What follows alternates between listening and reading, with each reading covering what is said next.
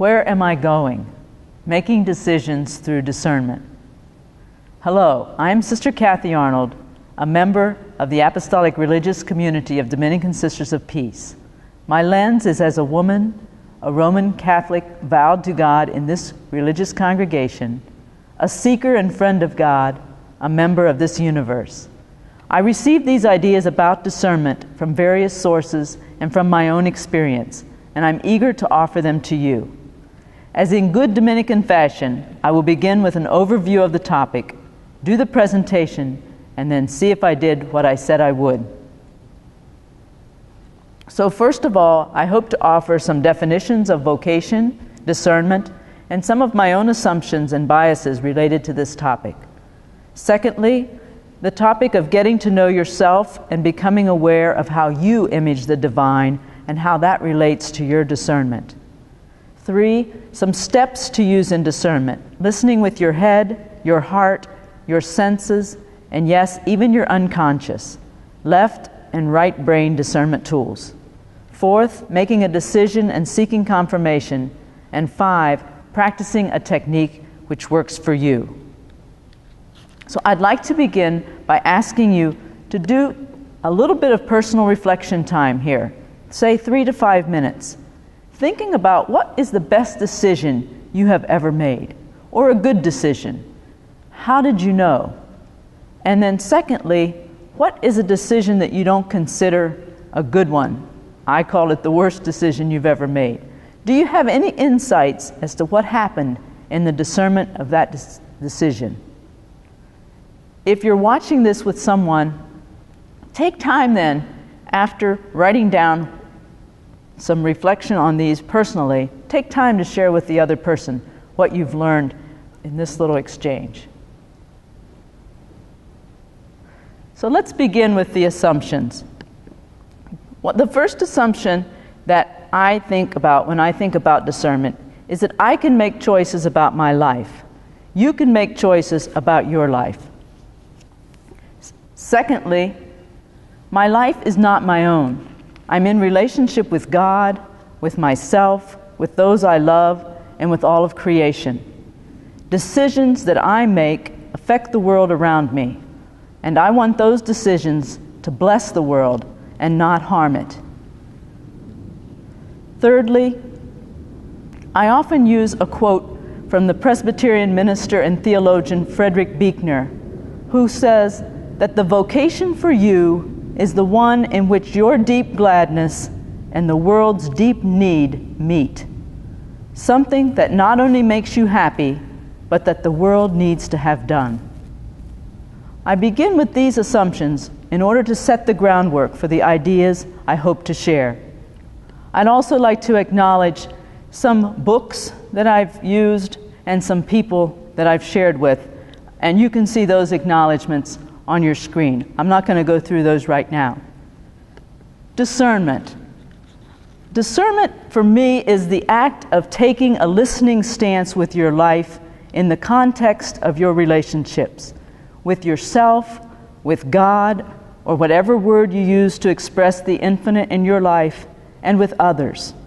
I see it not just as a process for making major decisions or long-term decisions, but I see it as a way to respond to yourself, to God, to the people you know and love, and to all those whose lives are connected to yours, including human, animal, and all of earth, on a daily basis.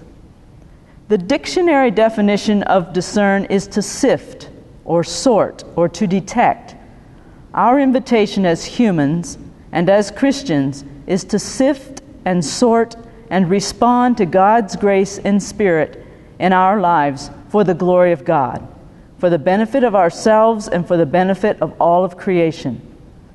As our brother Christian Irenaeus in the 2nd century said, and I have adapted his quote, "The glory of God is the person fully alive, and the life of the person is the vision of God." So with these assumptions in mind, let us do another short exercise so that you have something also personal that you're discerning at this time as you progress through these discernment tools. you have three options. So choose, or 3 or 4 options. Choose the one that fits for you right now. First of all, you could write down a decision that you're currently in the midst of discerning. Write as much detail as you can about what you're thinking about decision at this time. Or secondly, write down 3 things that you would do today if you found out that you would die tomorrow. Thirdly, write a 3-sentence obituary about yourself. This obit should reflect what you would hope you could say about yourself when you die, or what you might hear others, you would hope others would say about you. It may or may not reflect what you would say about yourself today. Again, choose one of these to do at this time. Fourth, create a bucket list of a minimum of 5 items which you hope to complete in the next 10 years of your life. And again, I'll give you 3 to 5 minutes to write down some response to one of these or more than one of these little questions.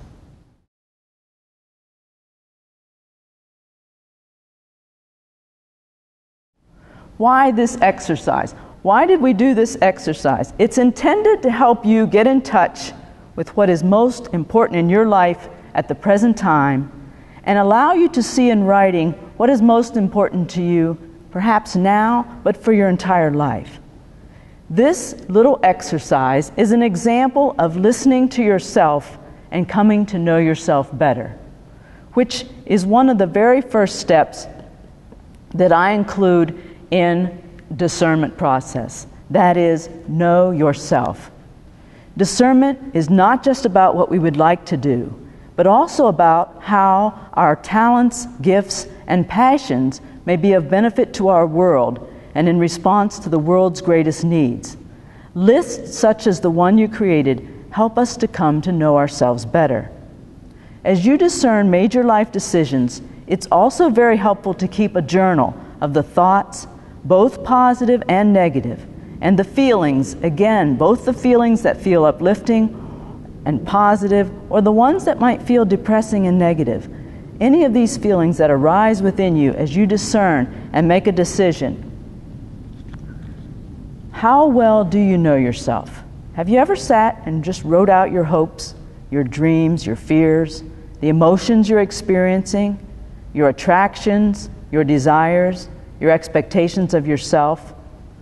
When was the last time you took a day or an afternoon or an hour to reflect on what it is that gives you the most energy in your day? What helps you get out of bed in the morning? What would you do with your life if you had no limit of money or time? The second very important part of discernment, since it's based on prayer and your relationship with God, is thinking about who is God to you. Do you have a picture of God in your mind's eye? Does God have a specific plan for you that you must find? Has your understanding of God changed over the years? Does God always speak clearly to you? What is your pattern of hearing God's action in your life? Do you take time to ask? And do you take time to listen in prayer? I often struggle to put into words the best understanding I have of God's will. For me, God's will is what is referred to in one of Paul's letters from Thessalonians. Rejoice always, pray continually, give thanks in all circumstances, for this is God's will for you in Christ Jesus. I often think of this because that at any moment, at any time, we can be present to God's action in our life through the people, the places, the situations in which we're in. And can we be open and mindful of those times? I prefer not to speak of God having a plan for your life, such that a person has to discover this plan and will be miserable if the plan is not discovered and followed. Rather, I prefer to think of God's plan as a vision that God has for your life, a vision that fits who you are and the work that you love and are able to do. Then, in that vision, we can make a choice of how best to use our gifts. Again, Irenaeus' quote comes, "The glory of God is the person fully of life, and the life of the person is the vision of God." One little story that might speak to this is from the Austrian-born Jewish philosopher, Martin Buber. It goes something like this. A rabbi named Zusha died and went to stand before the judgment seat of God. As he waited for God to appear, he grew nervous, thinking about his life and how little he had done.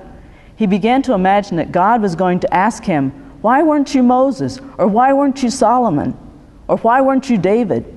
But when God appeared, the rabbi was surprised. God simply asked, "Why weren't you Zusha?" So be yourself and find out what it is that will propel you in your life, in your discernment. Centering prayer or spending time in prayer, listening to the God within you. Write down any insights that you receive in prayer. All this can be helpful. So what are some tools for discernment? I will begin with what I call the left brain awareness. The steps shown below come from Deborah Farrington's book, Hearing with the Heart, a gentle guide to discerning God's will for your life. These steps were summarized by Grand Rapids Dominican sister Cathy Slazak, who does presentations also on discernment in the college setting. Engage the left brain awareness by knowing yourself, discovering, spending time, understanding your relationship with God, seeking information and insight about the decision that you're going to make, prayerfully weigh the evidence and attend to your feelings as you weigh the evidence, and finally, imagine yourself in each choice. So as you can see, we've already begun this process of coming to know yourself better and thinking about your relationship with God and how you image God. Obviously, these are ongoing and lifelong searches. So I'll proceed with the step called Seek Information and Insight. By using the resources you have available, information can be obtained in a variety of ways. And as you know, going online, talking to people. If you're considering a specific career or ministry, then talk to others who are in that career or ministry. Ask a close friend to reflect back to you their insights about your potential choices. Talk with a spiritual companion who can reflect back to you where they hear your energy and passion. Be honest about your gifts and talents, and do not have, and the gifts and talents you have, and maybe do not have in regard to the direction you feel drawn. And take all this to prayer and attend to the feelings and the thoughts that arise. Write down your feelings, or maybe draw pictures of your feelings. Keep a journal and listen in prayer to see if clarity comes, asking God to give you clarity in your discernment. And another step then, imagining yourself in each choice. Before I became a Dominican sister, my spiritual director invited me to live for 2 weeks as if I had made the decision to ask for an application to enter the congregation. During the 2 weeks, I was to live as if I had made the decision. She said, when you wake up in the morning, take a reading of how you feel, what you're thinking, how much energy you have around the decision. Journal about all this. Then after 2 weeks, take off the decision and put on the opposite one. What thoughts and feelings arise now? Do you feel relief? Do you feel devastated? Note again the thoughts and feelings. I found this to be one of the most helpful tools for discernment, imagining myself in each choice.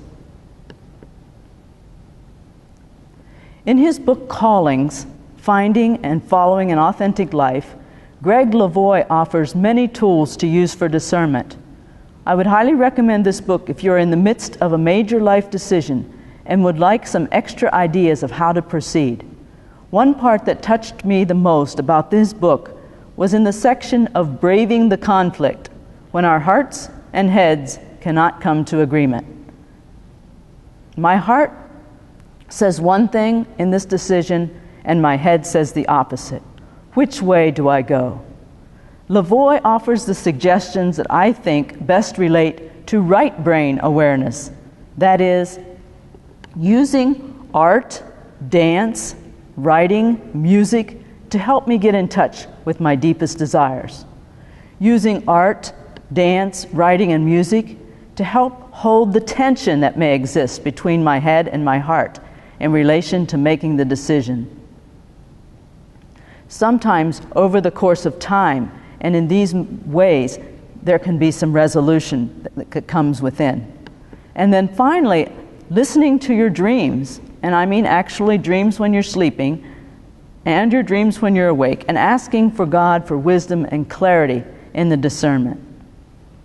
After gaining as much information and insight, spending time in prayer over a period of time, share those insights. Talk with a spiritual director or a companion about all that's happening within you. Talk with a close friend who has your best interest at heart. All this can help you as you discern this decision in a prayerful context and with guidance from someone else. Finally, make a decision and ask God for confirmation. Seek confirmation which may come as a deep sense of peace, energy, or excitement about your choice, or confirmation from those who love you. Now, this might not always be the case, especially if what you're about to do is speak out against some injustice that you're witnessing. Then you may not receive much support from those around you if you're trying to draw an injustice to their attention. But even if you do not receive support from loved ones, are you aware that this action will help you live more fully with the integrity of who you are? Another method of discernment comes from the Ignatian tradition. And one of my Dominican Sisters of Peace, Janice Bachman, often teaches others in spiritual direction, in the spirituality of St. Ignatius and his discernment techniques. There's a website that you can access for these discernment tools. So I'm not going to elaborate on those right now. I will include the website in the links here that we have on display. This concludes the materials that I have. I hope I've shared with you some definitions of vocation, discernment, and assumptions. I've asked you to participate in short exercises for getting to know yourself better. We looked at some discernment tools which invite us to use all of our senses, our prayer, our left and right brains, and our unconscious selves to help gain clarity when we're in the midst of discernment. We looked at some ways that the decision may be confirmed or not. So, I hope this has been some help to you. I thank you for your attention, and if you ever have any questions about discernment, feel free to call us in the Ministry of Welcome office at the Dominican Sisters of Peace, and many blessings as you discern.